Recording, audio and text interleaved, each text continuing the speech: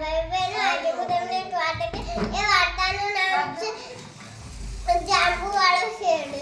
એક મોટું જંગલ હતું. મોટા જંગલમાં ઝાડ હતું. ઝાડના થોડા દૂર એક તળાવ હતું. તળાવમાં એક મગર અને મગરી રહેતી હતી.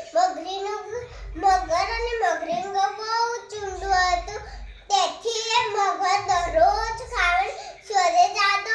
તે એમ તો એક મગરભાઈ કરીને એ જાંબુ તોડીને ખાતો હતો. એમ દરરોજ ખાવા માંડ્યો અને દોસ્તાર બની ગયા. એમાં તે દરરોજ આયા કરે અને એક દિવસ તો એમ થયું કે હવે હું મારા પત્ની માટે લઈ જાઉં. એટલે મને થોડા વધારે જાંબુ આવે છે. મારા પત્ની માટે બી લઈ જાઉં છે. એટલે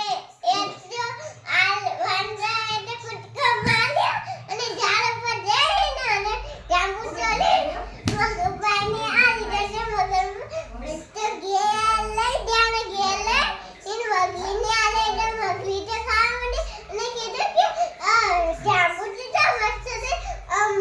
વાંદરાનું કાજુ કેટલું મસ્ત છે. મને વાંદરાનું કાજુ ખાવું છે. એટલે